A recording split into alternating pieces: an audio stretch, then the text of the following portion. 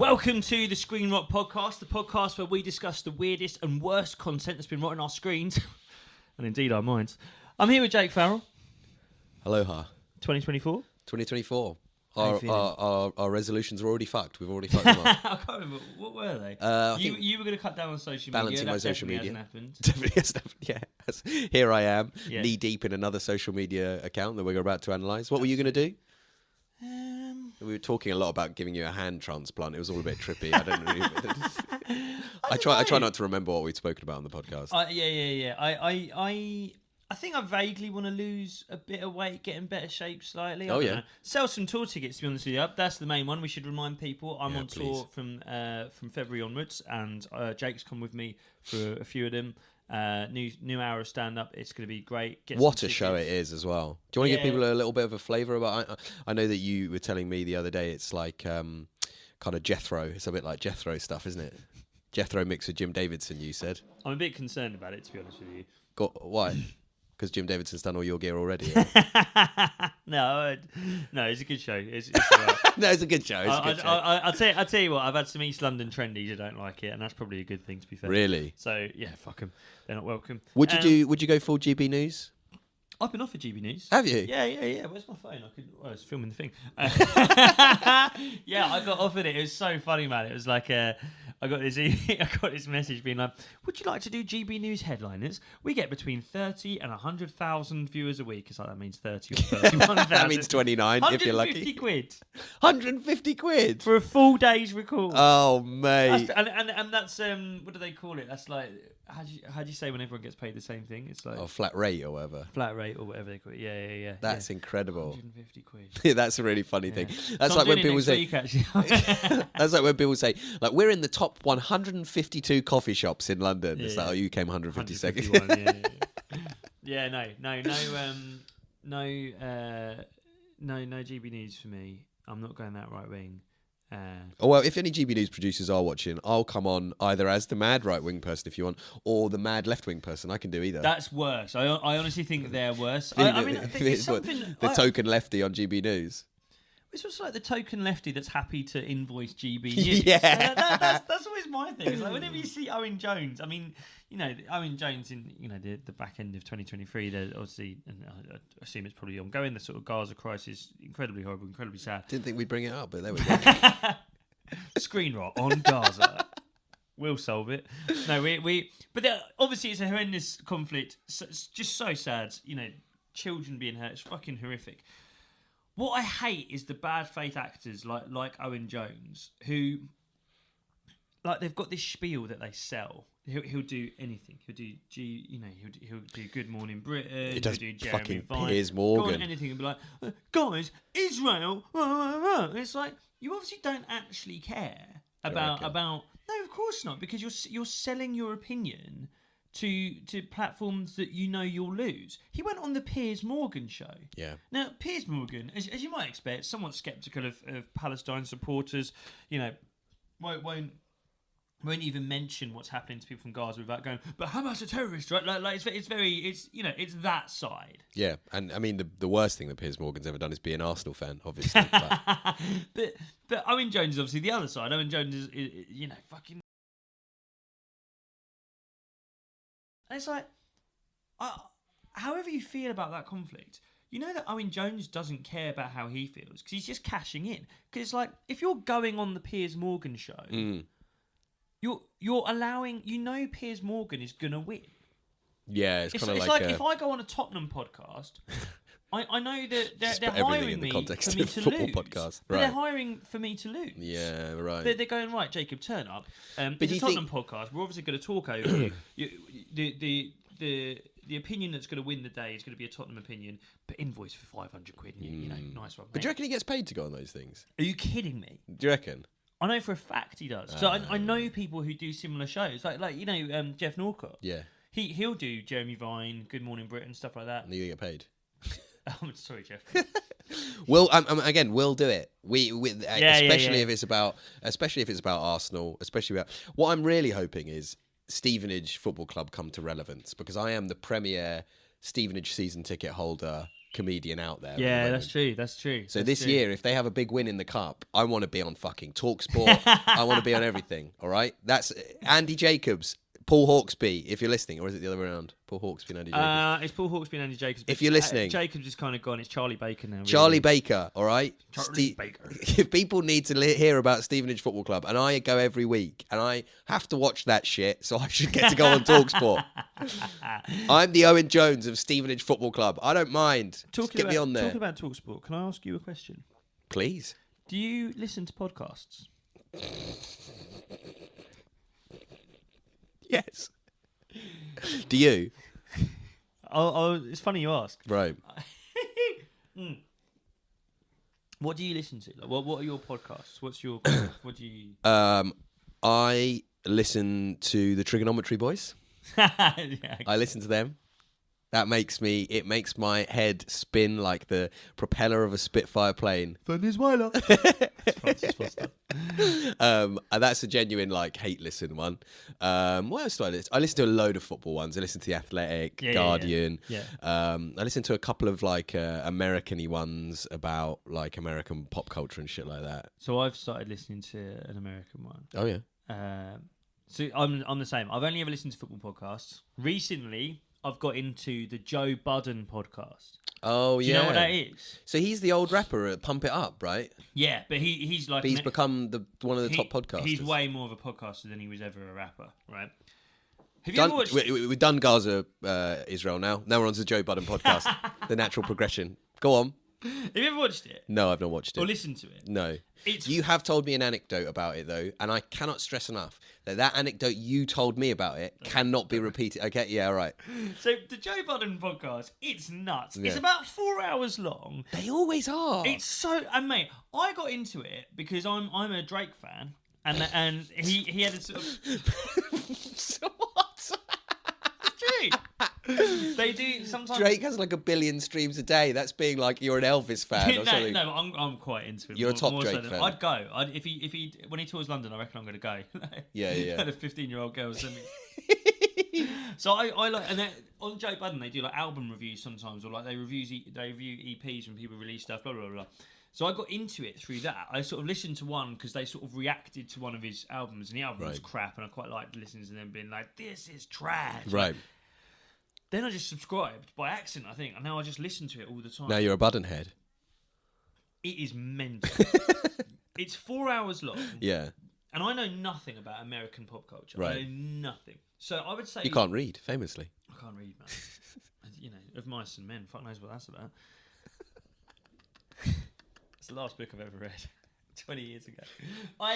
We're on our second coffees, if anyone was wondering. I listen to the Joe Budden podcast. I understand less than 5% of it. They're just shouting.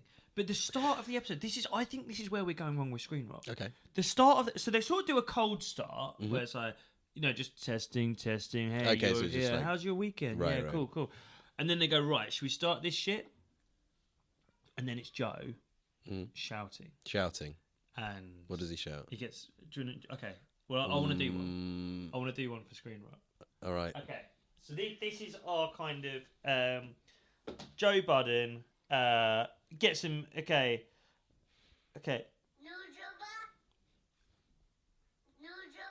I don't know if that's going to come through. Okay, welcome to the podcast, everybody. Yeah. So we here today. So much editing. We here. I got Jake Farrell with me today. Yeah, bitch. I got Jake Farrell. How you feeling, man? You good? I'm not feeling good, no. I'm not feeling good. Yeah. I'm going to have to edit this Shout so out much. all the other podcasters trying your best to keep up with us. Yeah. This is probably going to sound even more insane. Motherfucker. Hang on. God, that's my kid screaming. Not Joe the Budden. You're not Joe Budden. You're Yeah. It's Screen Rod, bitch.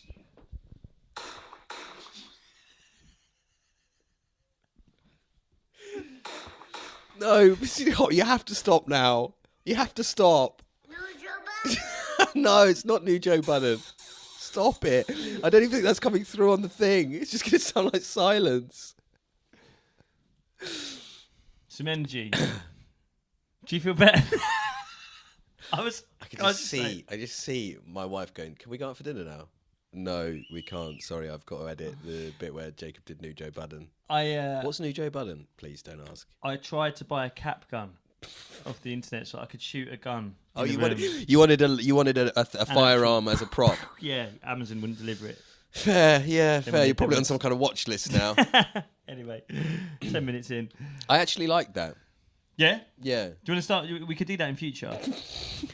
Yeah! They just scream. You know, we've got a thing that you could have played that through the laptop, my laptop, right? We could have done that. Well, I wanted it to be a surprise. Yeah, I know. It was lovely. If I press that button, will it do it? It might do something. All right. This week we're talking about a podcaster. This is a podcast about a podcaster. Yeah. This is the second time we spoke about a podcast on this podcast about a podcaster. Wow. What was the first one? Well, I've just spoke about the Joe Budden. Oh, just about Joe Budden, famously. And now we're talking about another podcaster. Yeah. So this guy, I think it's interesting actually that we spoke about Joe Budden. Complete accident. It would have been a good link. I should have pretended I did deliberately. This guy, I guess he's trying to do the American long-form interview podcast thing. Yeah. He really so veers British. towards criminals. Yeah, big time. I think with this guy, there's a kind of adolescent naughty boy. Yeah, do you know what I mean? It's like, how would you describe it? I think it's like a kind of American true crime podcast, but you would find it in the middle aisle at Lidl. That's what it's like. This week we're talking about James English.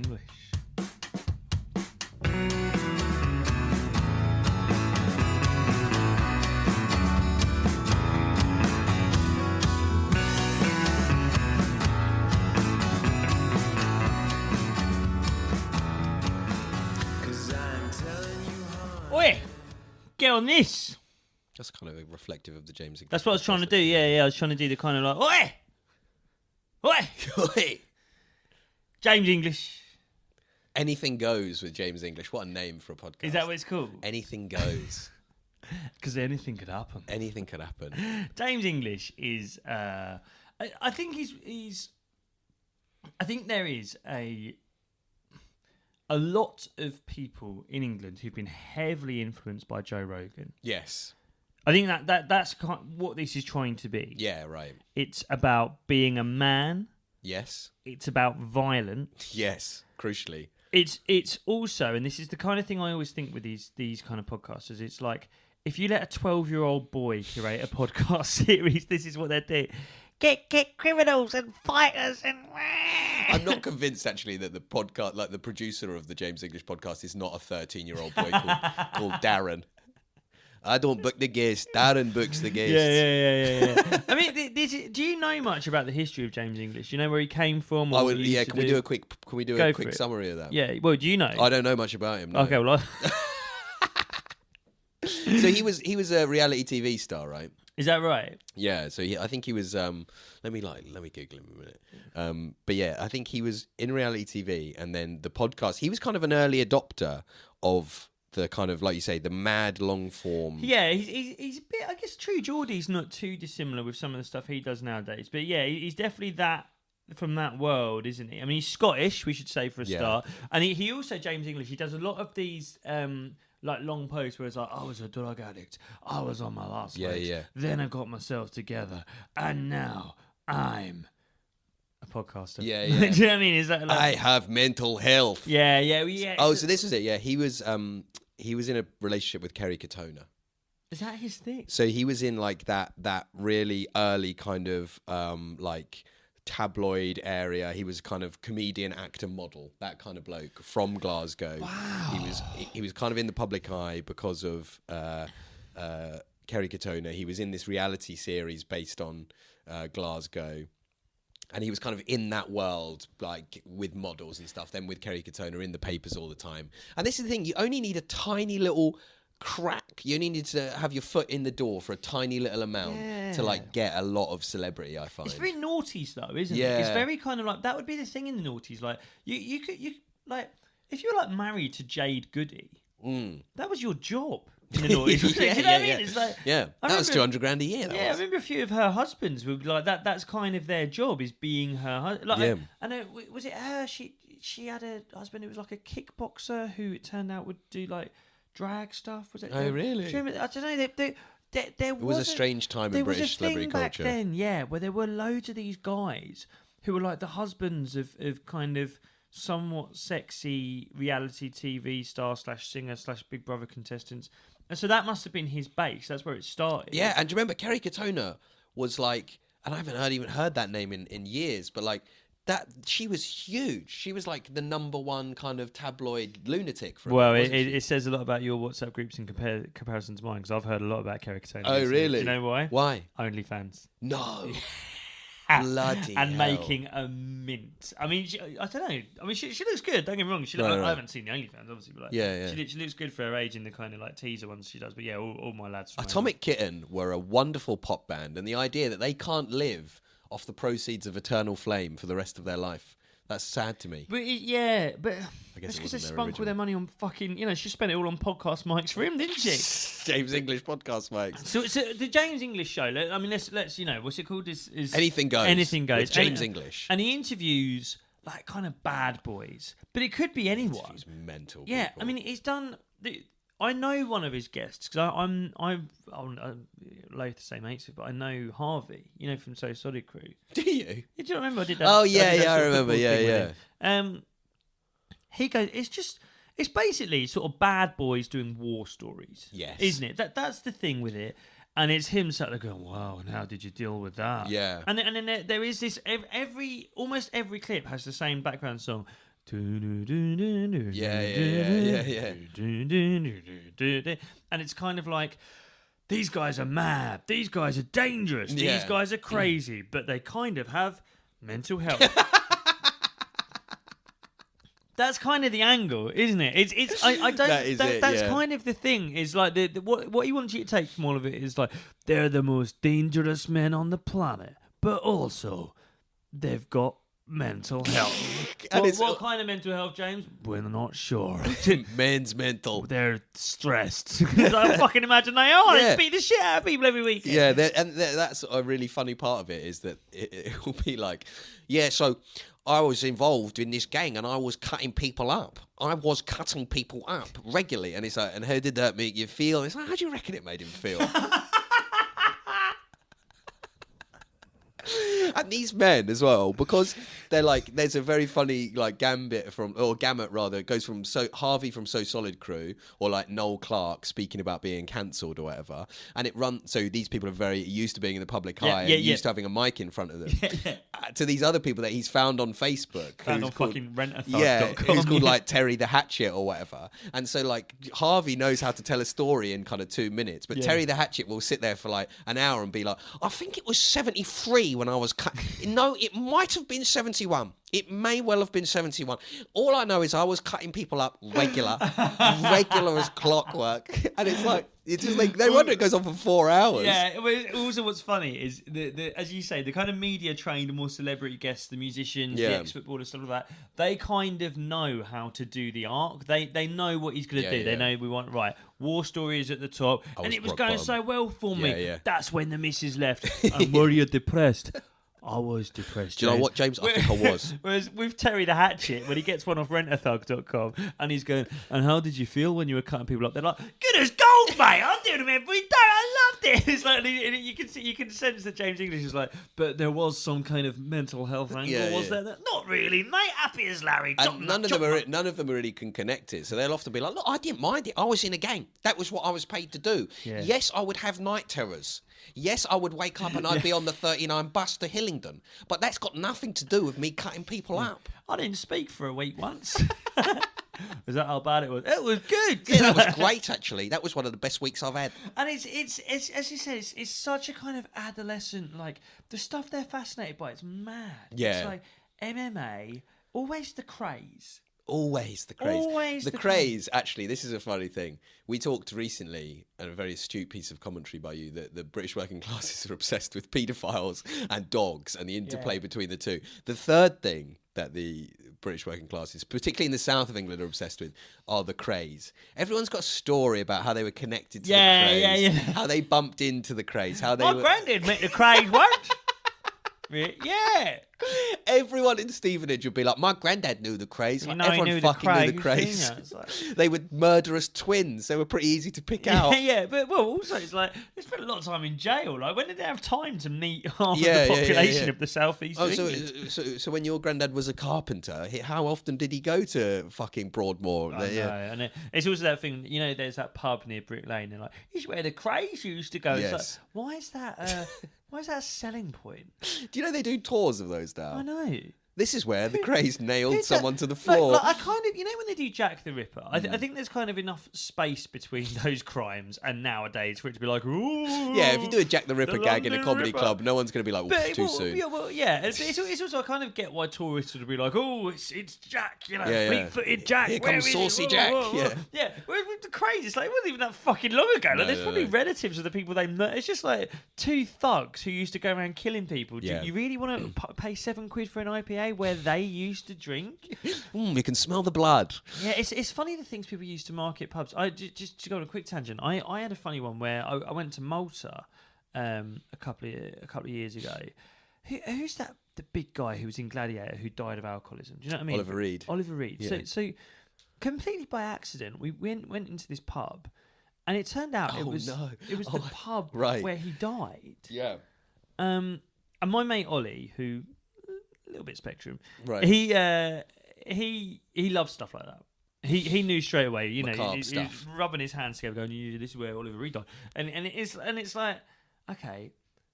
And it was only after a while, like, you know, Ollie quickly Wikipedia'd it, being like, yeah, and he ordered this massive order of drinks and then just died in this pub.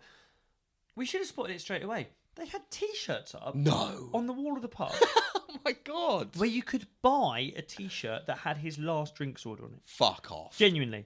It was like, you know, 12 lagers, 6 whiskies, 2 shots of vodka and 7 sambucas. And if you follow us on Instagram now, you could win. You could win one of the Oliver Reed bar T-shirts. We will send that to 2 lucky followers. I kind of wish I'd bought one. I kind of wish that I'd purchased one. It was so straight, but it's just mad the bleak things that pubs will use. That is incredible. Because that's quite a sad story as well, because Oliver Reed was a recovering alcoholic, and there was some sailors on shore leave in Malta. That's it. And he was filming there. He was filming in and they Malta. kind of baited him into drinking the way that he used to drink, because they knew he was a legendary caner. Yeah. And then, so you'd think, in a way, the pub would probably be like a bit ashamed of being there, but no, they were T-shirts. We served him. We killed him. We killed him. Might as well be like, and this is the glass he drunk from. Want to smell it? So yeah, back to James English. James, I mean, we'll watch the first clip. The incredible thing about podcasts nowadays, especially if you speak with enough authority, you can just say any old shit. Yeah. And this first clip is a great example of that. Of like, if you go on there with enough sincerity, enough fun, you know, you could just get away with saying anything. Do you want to do the Cray one first, or should we do the? We'll do the Cray. Yeah, let's do the Cray one first. Yeah, because talking about the Cray. This is a kind of classic. I mean, I can't remember the guy's name who's interviewing. No. I see him quite a lot because he's a kind of Stone Island thug. Oh, is he? Yeah, but he's kind of doing that. Who's that guy called Essex PR on Twitter? Yeah. Adam something. Yeah, he's a fucking lunatic. But he literally makes a living from just kind of spouting right wing opinions. Being an idiot. That's what the guy who James is interviewing on this one does. Right. I've seen him. You know, if there's like a Palestine march, he'll be like, they're all fucking terrorists. He'll just say anything horrible at any point, to get attention. Just to get attention from like arseholes. Right. And so but he's obviously got some kind of history. In the East End, the criminal underworld, my family were connected, and this is a story. And this really sums up what we've been talking about so far. So my dad slept with Kate Cray. Bollocks, not true. Ron Cray's back. Not many people would do that, would they? So camp. It's like, no, we get on great. Bit of chemistry there. Bit of chemistry. You are Ron's wife. I think I'm out. You are Ron's wife. For that reason, I'm out. Shit gag. So yeah, but my old man, being my old man, thinks he's bigger and better than anybody else, and he's he steamed right in. He steamed right in. Fancy give her one in the passenger seat of the vehicle that Reg bought him. Just the ultimate fucking liberty. And he's meant to be best mates with Reg. It's like you're rumping your best mate's brother's wife. Zero limits, no boundaries at all, like no code. Just a I'm going to stop there before he starts using homophobic language, which he does later in the clip. You know what we were saying about how adolescent it is, how like it's like curated by the That's literally a my dad's harder than your dad's story. 100%. It's literally like, I mean, you know what my dad's like? He'll just plough straight. He'll just steam right in. Steam right in. He gave her one on the passenger seat of a car that Reg. He starts Reg, talking about the craze on first name terms. Would you call him Reg? Would you? Yeah. You know what, Reg? I mean, he's my old man. It's like, do you know? There's nothing. I think if that was his dad telling that story, it would be extremely pathetic and sad. Yeah. The fact that the only currency he has is telling that story secondhand is the saddest thing ever, because it's a shit story that's completely made up. Anyway, it's rubbish. At least if it was about you could be like, I was rumping Reg Craze missus. He's like, my dad was rumping Reg. He's like a 45-year-old bloke. Exactly. Your dad's probably not like. He's probably like an old man, if not passed away by now. Yeah. What are you talking about? We're talking about your dad's sexual conquest from the fucking 50s. It'd be really funny if his old man was still alive. He just rang him up afterwards. You've been on those fucking podcasts, man. That's a load of rubbish. I didn't even know the craze. He's probably that's probably his dad. That's probably someone's granddad now. If your granddad at Christmas was sat around with a glass of whiskey, we're like, you know, I used to sleep with Reg Craze's wife. You'd be like, oh, shut up. And when you started sleeping with her, did you walk into her? Or did you steam into her out of interest? Steamed into her. Gave one on the passenger seat of the car he bought me. He didn't buy you a car. Shut up. Do you know what it is? Steamed in. I've only heard that in reference to like a Roy Keane tackle. I've never heard. I genuinely, like when he said it, I just pictured Alfinger Haaland. Yellow. Oh, he steamed in there. But it's like the whole show, the whole podcast series is just urban myth. Yes. It's just like you know. There's a pub near where my parents live in Arlesey called the Old Oak, and Right. they just get these fucking idiots down there, just like blokes who never grew up. Do you know what I mean? Blokes who still want to fight on a Friday, but they don't really. They're just sort of sad, lonely old alcoholics. And the last thing you ever want to do is get stuck with them late at night when the pub's about to close. They go, you know, I had a fight once and I won. And you're just like, oh, fuck. Chewing your ear It's off. a whole podcast of that. Of just lies. Of just lies that lonely men tell strangers because they've got nothing else to say. It's just bollocks. What a tagline that would be. Hello, I'm James English. Today, a load of lies that lonely men tell strangers because they've got nothing else to say. Fuck me. That's so true. Show. That is so true. It's so depressing. And it's like, so my girlfriend, we started this podcast by talking about podcasts. I can't even say the sentence. You know, Joe Budden's probably the same. I just like it because they sort of sound like rap songs. Yeah. You know, they use motherfucker rap. Ambient noise, yeah. My girlfriend listens to My Therapist Ghosted Me. Yes. That's what's the name of the comedian? She's an Irish comedian, no? Joanne McNally? Joanne McNally and the woman from Made in Chelsea. I forget her name. She's got a mad name like Storm or something like that. I'm looking forward to Googling what that actual name is later now. Sally. No, I can't remember what she's called. The My Therapist Ghosted Me. It's so telling of the two sexes how different, because it's kind of the same thing, The same impulse, yeah. but they're just like, it's so much more like light-hearted and sort of catty. Is that just fun. crazy stories as well? Kind of. We're sort of like, it's sort of like people tell stories. It's kind of like the different pub chats. Yeah. Do you know what I mean? And it's kind of like, this is why women are better than us, because it's like, if you give women 2 glasses of Chardonnay and leave them over the kitchen island on a Friday night, they'll just chat about exes, they'll chat about work, you know, oh God, this week I got stressed with the kids. Yeah. Oh God, yeah, I'll tell you what, it's stressful. Yeah. I went to Topshop the other day, it's loads of rubbish nowadays, isn't it? Yeah. Right, pleasant. Going to the idle new chat. tour, by the way. All that gear's in there. Top shop stuff. You leave men Yeah. to their own devices. The most harrowing thing about this, how did I describe it? Lonely men talking, Telling lies because they've got nothing else to say. It is to them, lies as right? The most harrowing thing about these conversations, watching these podcasts, it's not just how depressing it is. It's that I watch this and go, oh fucking, I've done that at 2 a.m. before. Yeah, I've done that. I have sat all of us have done this at some point. You've had a night that's gone on for too long. You've ended up with the wrong crowd. You've ended up with some bastard back in his flat or his mum's flat, sat in the kitchen, and you've all done a bit too much. Yeah. And he's sat there going, my granddad met the craze once. And you're sat there like you say, really? That's mad. That's mad. They gave her one on the passenger seat of the car. That's crazy. We've all been there. Why do men's like kind of drunken brains go to? Because like I feel like if you sat down at the bar of any pub in Arlesey or the suburbs, Stevenage or wherever, and it got to 11 o'clock, the bloke sat on his own would at some point turn to you and be like, I fucking killed someone once. And it may or not, it's almost certainly not true. But like, why do men, like, they want to confess violence and like, I've done some stuff. I've done some bad stuff. Do you know the best Okay, one? Thanks. I'm going to go play pool now. We had a guy in the local where we grew up. There's a guy called Riz. He was the son of the landlord, right? And the landlord, guy called Paul, was a bit naughty. Like, my dad knew him back in the day and he had been to jail and stuff. He knew the craze. Yeah, it definitely has a story like that. But Riz is kind of like exactly like this guy we just watched. Right. Isn't actually... the thug. Yeah. He's the gobshite. He's the gobshite son of the gobshite son of a thug. That's a perfect bit of British culture, like an archetype of British culture. The gobshite son of the thug, who's never done a fucking thing in his life, but trades on his dad's name. Lives off his dad's notoriety. Yes. The gobshite son of the thug, and the gobshite son of the thug in our town was Riz. Right. This again, like never done a thing in his life. Walks the fucking pit bull dog around the fields, but kind of like sort of snarls at people. Girls don't get him, and we had that exact situation you're describing. We had a night in the pub. He was the only one there, so we sort of had to chat to him because he was behind the bar. I just remember his kind of thing, his kind of James English. This is if Riz was ever on the James English podcast, his thing was, I've smashed 300 windows in my life. Genuinely, I've smashed over 300 windows.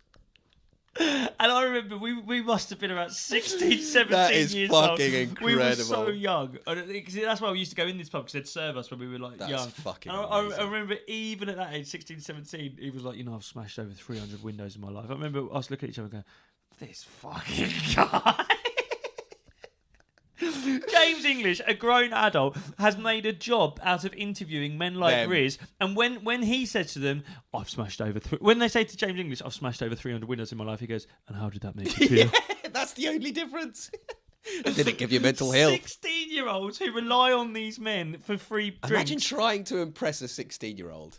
When you're like our age now, 31, 32, in the pub. Imagine like, there's a couple of 16. Oi, watch this. Oi, lads, I've smashed 300 windows.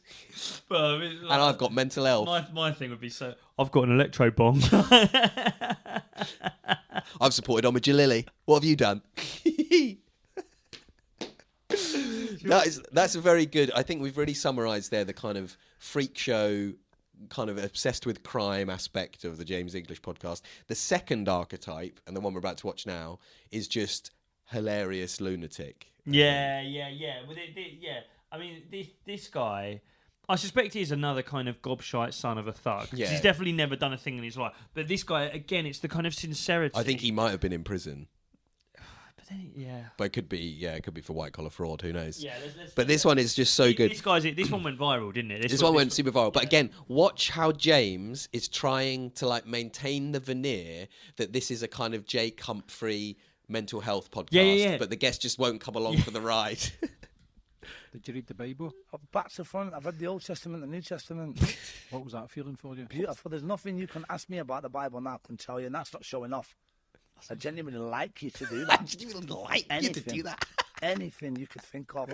What's the best verse on it that stands out to you? The best verse is, if you stop at every dog that barks, you'll never reach your destination. That's my favourite verse, because it's basically about, you don't stop at every dog that barks, because you'll never reach your destination. So can we do it one more time? I just love watching it so much. There's so much to unpack. It's the unblinking. Back to front. I've read the Old Testament and the New Testament. Genuinely. What was that feeling for you? Beautiful. There's nothing you can ask me about the Bible now I can tell you, and that's not showing off. Doesn't move. His eyes don't move. I like you to do that. Like you. Ask me. Anything. What's your favourite verse? Anything you could think of. What's the best verse on it that stands out to you? The best verse is, if you stop at every dog that barks, you'll never reach your destination. That's my favourite verse, because it's basically about, you don't stop at every dog that barks, because you'll never reach your destination. Now, can tell he practiced it on the way there. You can tell he walked to the podcast studio. You don't stop at every dog. It never gets old. It never gets old. And as a comedian, I can really associate with that. The moment he goes, "What's your favourite verse?" And he goes like, "My favourite verse," and that's just giving him enough time to access a quote, any quote. And like, you know, when like maybe a bit's not gone quite as well as it is. Don't stop at every. A bit's not gone quite as well on stage as you hoped, or I don't know, maybe you're doing like a show and you've kind of forgotten which bit comes next. You kind of dried up a bit, and you just give yourself a little bit of time, and then just plow on to the next thing. My favourite verse is that you don't stop for every dog that barks, and that's basically about. That's the best bit. What's that bit about? It just says it again. Just says it again. But what that's about is about how you don't stop at every dog. Otherwise, and the way you kind of, because you'll never reach your destination. But my favourite bit of the whole clip, and again, this is such a Stevenage, like not even Stevenage town centre, like one of the pubs in the neighbourhoods of Stevenage at 12 o'clock on a Saturday, is the bit where he goes, "I would genuinely like you to ask." Because like that is the thing where someone will be in a pub and they'll go kind of apropos of nothing, be like, "I actually did a lot of travelling in Africa and I could tell you anything about that." And you go, "All right, that's cool." And he's like, "I would genuinely like you to ask me about that." Like, I don't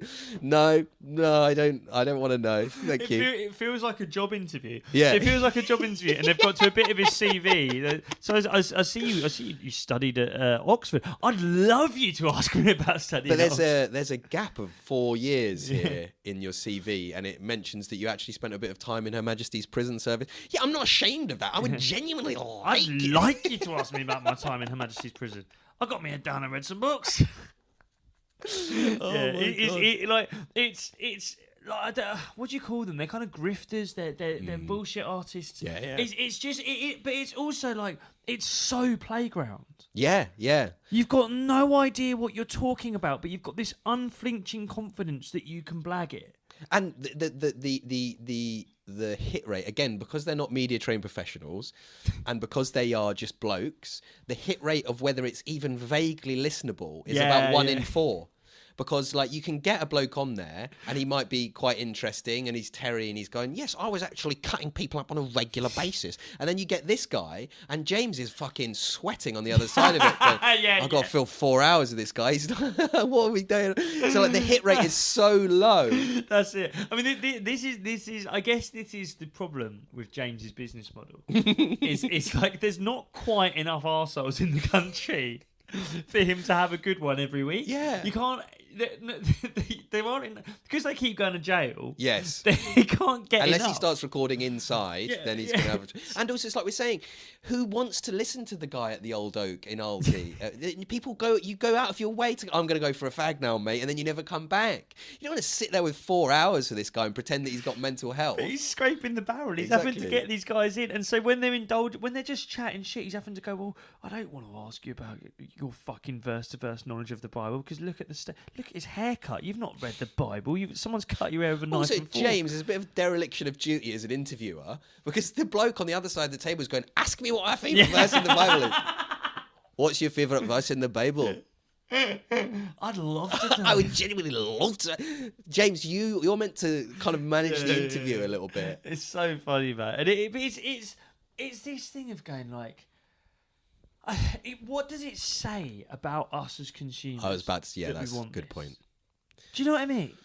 Is it just that people are interested in dark shit? Like, that kind of explains the true crime stuff to me a little bit. Like, I don't know. People just love this kind of mad, like, like, there but for the grace of God go I never want to have to deal with that thing in my actual life. Do you know what I mean? Yeah, well, and it's something I should say, by the way. I made the kind of gender comparison earlier, but, you know, true crime is a huge female audience. You know, women really like true crime stuff. It's kind of the same as that, but then it's a bit. It's just so. It's very chauvinistic, this as well, isn't it? Do you know what I mean? There's something very. My cock's bigger than yours. I can't show it to you, but I'd love to tell you about it. I'd love you to ask me about it. It's this. I don't know what it is. It is, and it's also. It is similar to Joe Budden. Like they're so long. Yeah. They're not curated or edited at all. No, it's just a fucking 2-hour long conversation. Spew. Yeah, and like what does it say that we'd rather listen to this than just think to ourselves? You know what I mean? Yeah. When you're on a train, why can't you just look out the window? Why do you have to listen to this fucking idiot quoting verses? They're not even from the Bible. It's a Winston Churchill quote. It doesn't make sense. And all of it is like, all of these men have a deep, deep sadness in them. And James is trying to get that, like, on the mental health thing. They're just inherently, they're just sad people. No one's going on there going, oh, I've actually got a really sound family life and everything's fine. Like, it's all fucked. And I suppose there's something voyeuristic about that, isn't there? There's I think that's it. I think actually you've hit the nail on the head. I think it is voyeuristic. I think it is voyeuristic. And I think it's, because it is that thing of like that guy who just did that kind of, you know, you can't stop at every dog that barks at you. Like, that's kind of about, you can't. When he reiterates it at the end, it's so good. But it's like, who the fuck is listening to that guy? Yeah. Like people don't talk to that guy down the pub. Why would you put a microphone in front of him? What are you taking away from it? But it is that kind of perverse thing of going, well, no one listens to these guys. What if you do?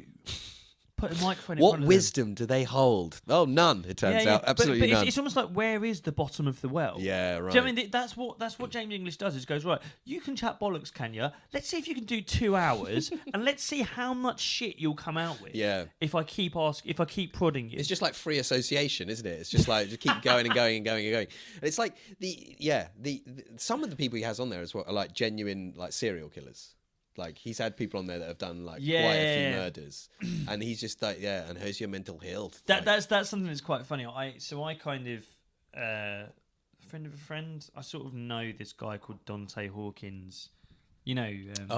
And he's a kind of he's Tottenham a hooligan, right? bod. Yeah, he's part of the self-professed hooligan. He's sort of the Tottenham firm. And you know, we follow each other on Instagram, so I'm going to be careful what I say. It's fucking terrible. I love Dante, by the way, and I've got no problem with him whatsoever. Big up Dante.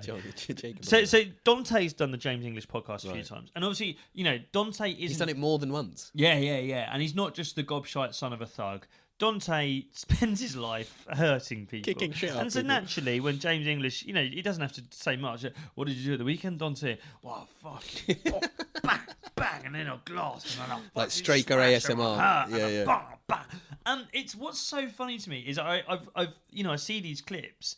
And I see the comments, and the comments are so funny. There's people going, I used to love your podcast, James, and now it feels like it's just gratuitous. And now? Sorry? And now it is? That's the line, is it? That's the line.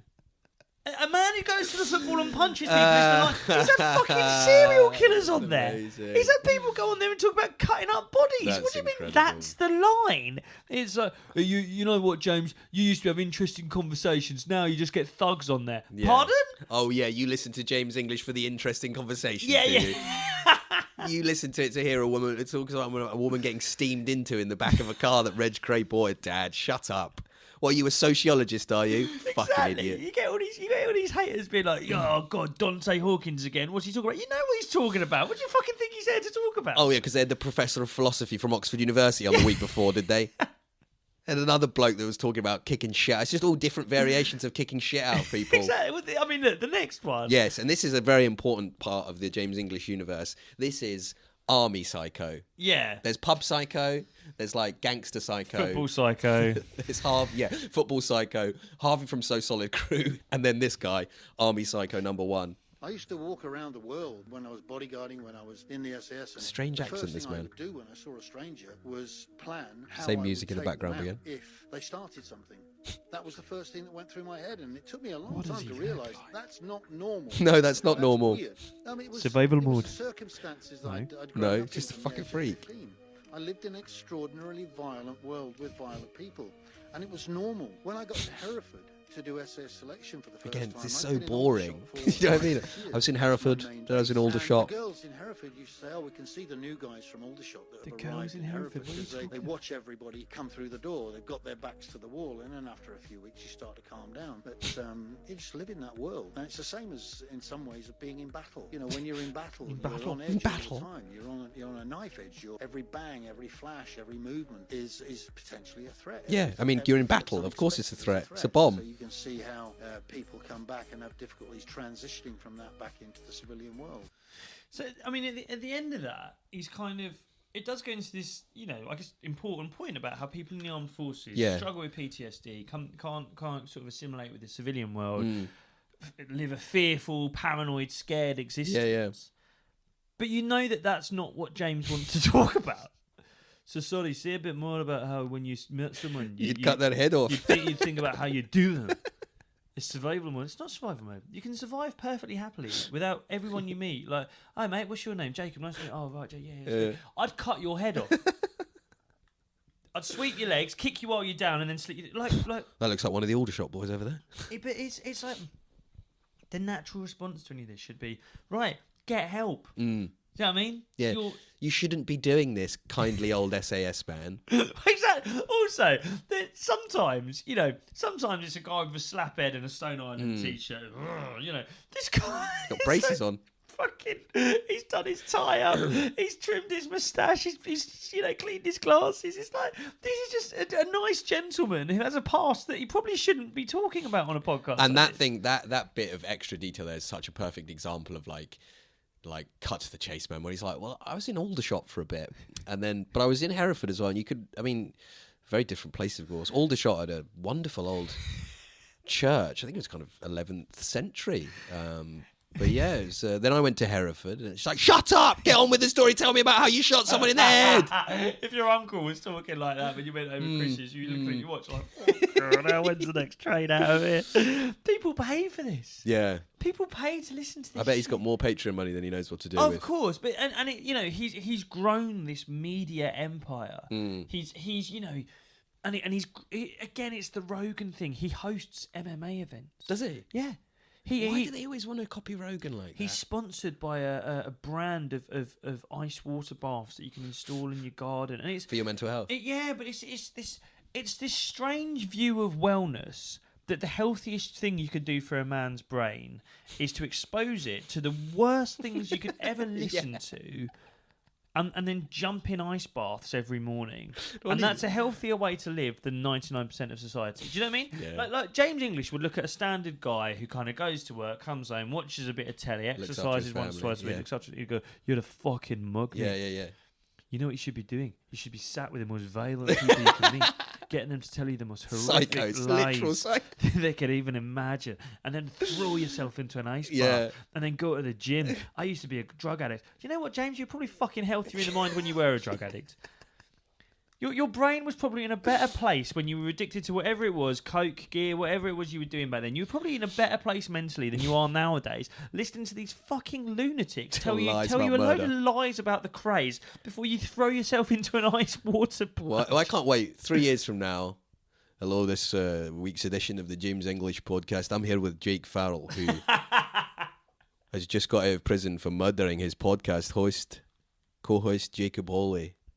Jake, what did you... Well, I cut him up, James. I cut him up. I just couldn't deal with it anymore. I cut him up. And how's your mental health? I've actually never been better, to be honest.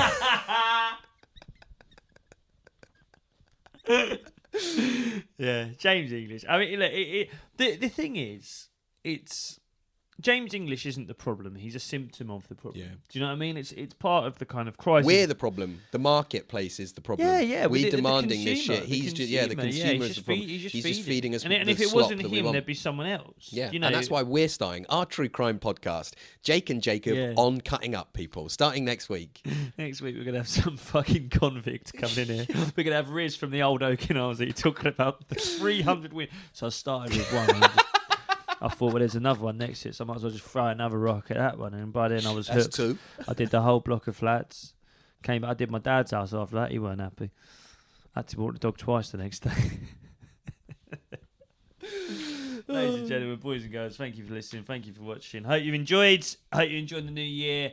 We'll be back next week with another fucking internet nutter. If James English and his cronies haven't fucking offed us by then. Yeah. In the meantime, look after yourselves. Come see us on tour. We'll see you soon. Thank you. Ciao, ciao.